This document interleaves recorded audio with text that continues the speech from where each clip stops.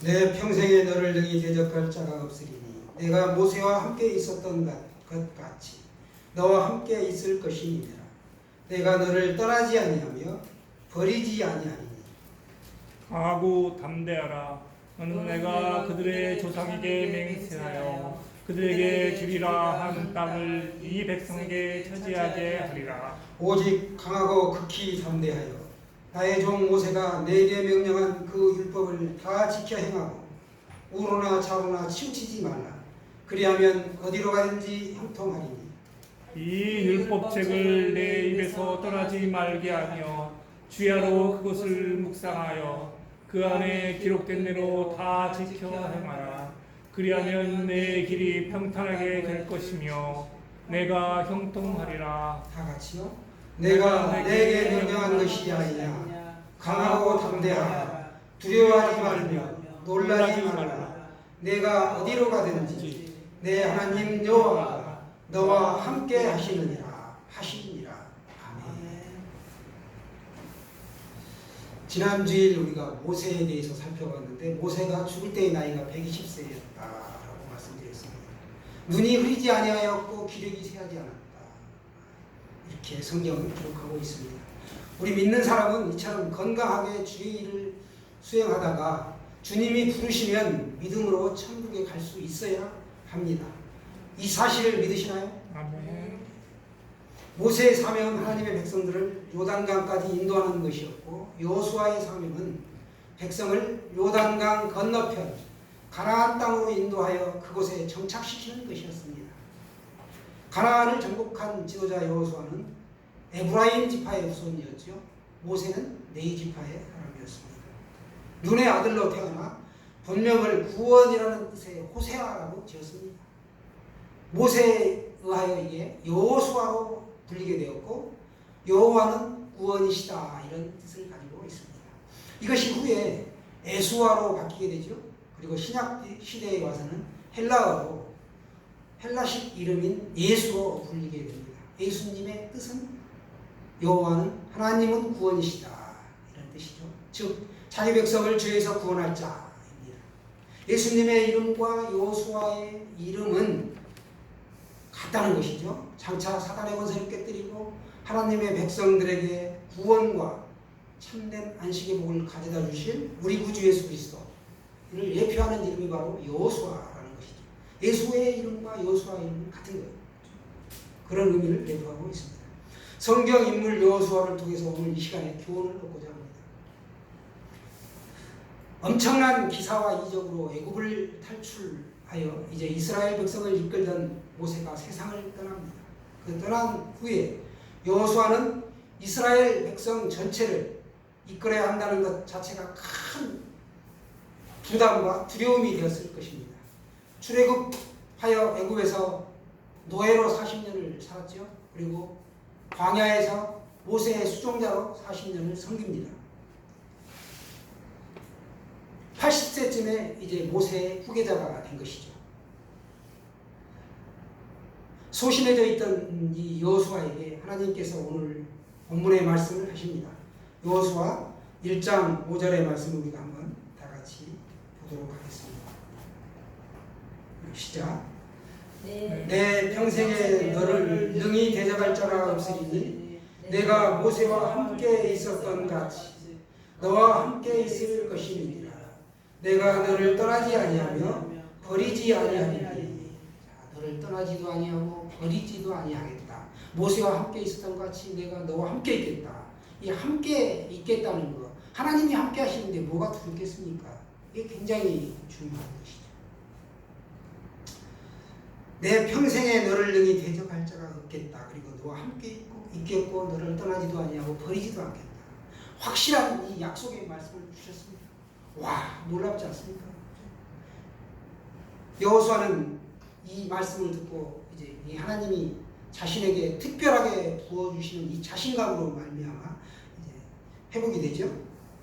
그리고 너와 함께 있겠다, 떠나지도 버리지도 않겠다. 찬송가로도 이게 약속이 나와 있는데 이 승리의 보증은 바로 하나님이 함께 하시겠다는 것이죠. 이스라엘 족장들이 형통할 수 있었던 것도 보면 하나님이 그들과 함께 하셨기 때문에 가능한 일이었죠. 그래서 예수님께서도 승천하시기 전에 뭐라고 말씀하십니까? 내가 세상 끝날까지 너희와 항상 함께 있겠다 라고 우리에게 약속의 말씀을 주셨습니다. 오늘을 사는 성도들에게도 임마누엘의 하나님으로 우리와 함께하고 계십니다. 이 사실을 믿으십니까? 여전히 중압감에 짓눌려 있던 이 여호수아에게 내가 너와 함께 있겠다, 너를 버리지도 떠나지도 않겠다라고 용기를 북돋아 주십니다. 그리고 뭐라고 말씀하시느냐? 강하고 담대하라 이렇게 말씀하십니다. 너는 내가 그들의 조상에게 맹세하여 그들에게 주리라 한 땅을 이 백성에게 차지하게 하리라. 즉 이것은 맹세한 땅을 얻게 될 것이고 그 차지한 땅을 나누어 줄 사람은 바로 여호수아 너다 라고 오늘 말씀하고 있는 것입니다. 강하고 담대하라. 리더는 강하고 담대해야 되죠. 왜냐? 결정을 내려야 되기 때문에 그렇습니다. 그리고 어떻게 내가 강하고 담대할 수 있느냐? 오늘 본문의 여호수아가 강하고 담대할 수 있었던 것은 하나님이 함께 하셨기 때문에 강하고 담대할 수가 있었던 것이죠. 그리고 오늘 말씀합니다. 강하고 담대하여 모세의 율법을 다 지켜 행하고 우로나 좌로나 치우치지 말라 이렇게 말씀하시죠. 그러면 어떻게 되느냐? 어디로 가든지 형통하게 해주시겠다 이렇게 약속의 말씀을 주십니다. 율법에 드러난 하나님의 뜻에서 결코 벗어나지 말라는 것이죠. 8절을 한번 우리가 보실까요? 8절 말씀을 또 한번 다 같이 읽도록 하겠습니다. 자막으로 보십니다. 시작. 이 율법책을 내 입에서 떠나지 말게 하며 주야로 그것을 묵상하여 그 안에 기록된 대로 다 지켜 행하라. 그리하면 내 길이 평탄하게 될 것이며 내가 형통하리라. 아멘. 이 율법책을 하나님의 말씀을 내 입에서 떠나게 하지 말며 주야로 그것을 묵상하고 그 안에 기록된 대로 다 지켜 행하라. 그리하면 내 길이 평탄하게 될 것이며 내가 형통할 것이다. 아멘이시죠? 첫째는 이 율법책을 내 입에서 떠나지 말게 하라는 것이죠. 잊지 않도록 항상 입으로 되뇌이고 외우라는 것이죠. 주야로 그것을 되뇌이라는 것이죠. 둘째는 주야로 그것을 묵상하라. 묵상하라는 것은 히브리어로 하가라고 하는데요. 이걸 500번, 1000번 계속 같은 말씀을 반복하여 이렇게 읽다 보면 하나님이 나에게 말씀해 주시는 음성이 들립니다. 뭐라고 내가 해야 할 일이 무엇인지 어떻게 순종해야 될지를 알려주신다는 것이죠. 그래서 그걸 하가라고 하는데 두 번째는 주야로 묵상하라. 주야로. 실제 생활에서 하나님의 뜻을 행하기 위해서는 우리가 율법을 늘 생각하고 깊이 연구하는 자세가 필요합니다. 그래서 시편 기자는 율법을 주야로 묵상하는 자는 복이 있는 자다라고 말씀하고 있습니다. 셋째는 뭐라고 말씀하시느냐? 그 안에 기록된 대로 다 지켜 행하라. 다 지켜 행하라는 것입니다. 요한 사도도 말씀하시죠. 이 예언의 말씀을 읽는 자와 이 듣는 자와 그 가운데 기록한 것을 지키는 자가 복이 있다. 때가 가까웠기 때문에 지켜야 된다는 것이죠. 이처럼 하나님의 말씀을 읽고 묵상하여 그 뜻을 분별하고 그대로 실천하는 삶에는 형통하는 복이 임합니다. 형통의 복이 보장된다는 것이죠. 하나님은 약한 자에게 힘을 주시고 무능한 자에게 능력을 더해 주시는 분이십니다. 9절에서도 말씀하시죠. 내가 내게 명령한 것이 아니냐. 의문문의 형태를 취하여 강한 긍정을 더하여 주십니다. 사랑하는 여러분, 우리가 어느 곳 어떤 상황에서도 늘 말씀을 묵상하고 그 말씀을 따라 순종하시기를 바랍니다. 그러면 범사에 승리하게 하실 것입니다. 이후에 여호수아는 이 가나안 땅을 정복하는데 단 한 번 아이상 전투에서 패배하고 패배가 뭔지를 모르고 승리를 거두었습니다. 그리고 율법을 지켜 행하면 형통할 것이다. 약속의 말씀을 주신 것이죠. 오늘날의 성도는 이스라엘 백성입니다. 영적인 자녀이죠. 우리에게도 동일한 복을 주시겠다고 보증하셨습니다. 우리 모두는 이 땅을 살아갈 때 결코 두려워하지 말고 하나님의 약속의 말씀을 따라 순종하며 살아가야 합니다. 저 여러분 앞에 두 갈래 길이 있다는 거예요.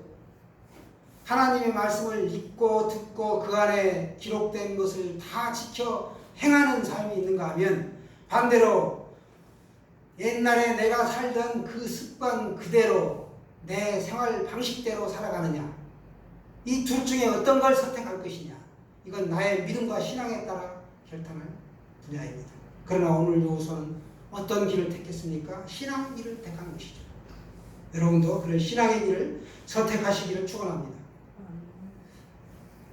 여호수아는 모세가 보낸 12명의 정탐꾼 중에 한 사람이었습니다. 갈렙 역시 정탐꾼으로 이스라엘이 가나안 땅을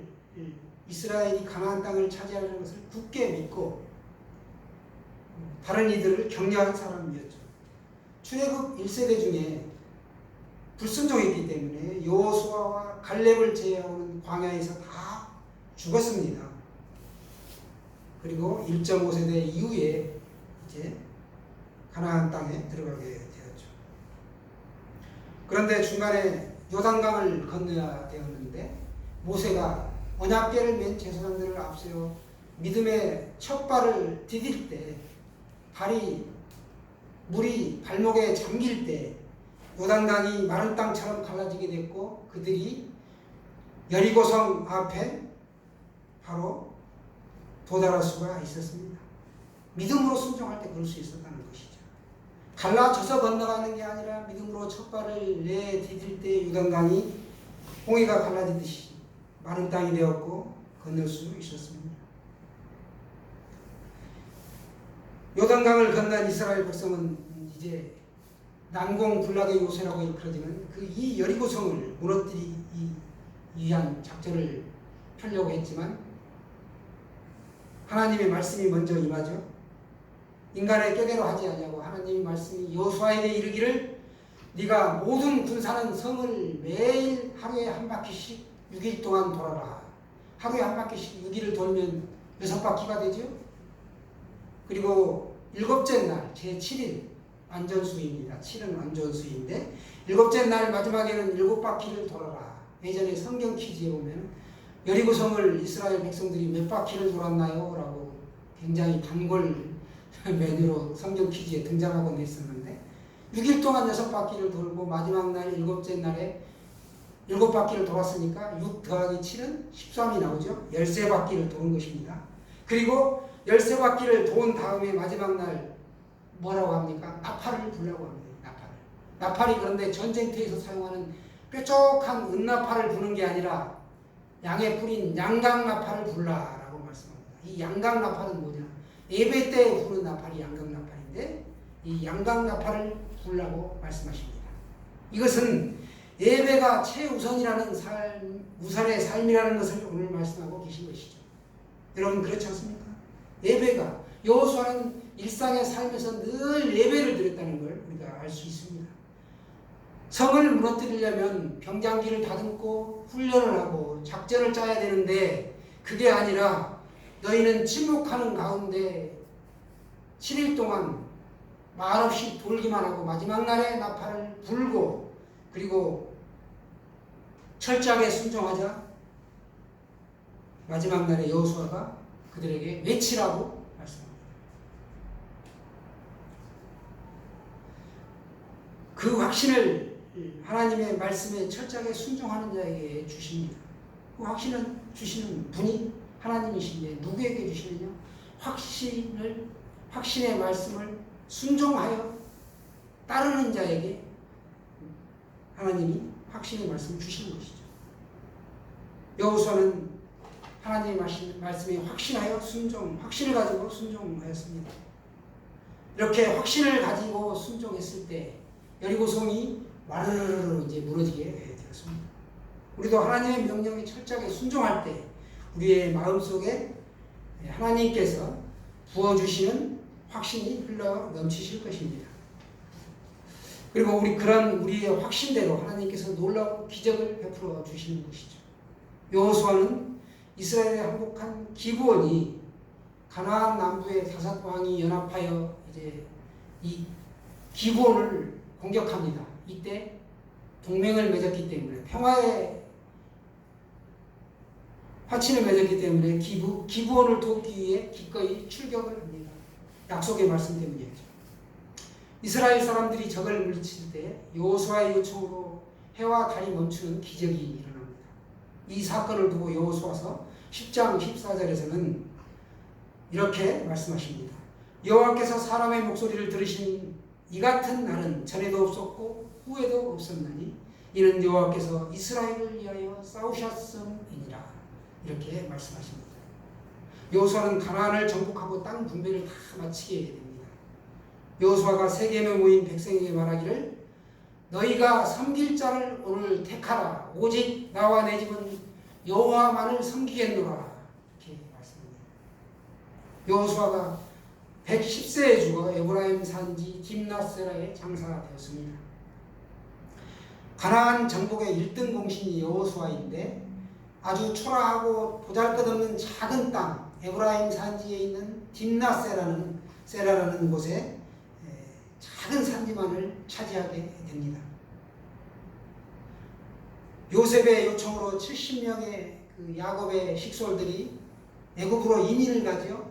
거기서 430년 동안을 살다가 종살이 하던 끝에 모세의 인도함으로 애굽을 탈출합니다. 그래서 광야에서 40년 동안 헤매이다가 하나님의 은혜 가운데 죽지 않고 1세대만 죽고 나머지는 장정만 200만 명, 출애굽할 때 당시보다 인구가 2350명 정도가 더 늘어난 상태로 가나안 땅에 들어가게 됩니다. 원래대로 하면 감소가 돼야 되는데 가나안 땅에 들어갈 때 오히려 하나님이 복을 주셔서 인구가 증가되었다는 것이죠.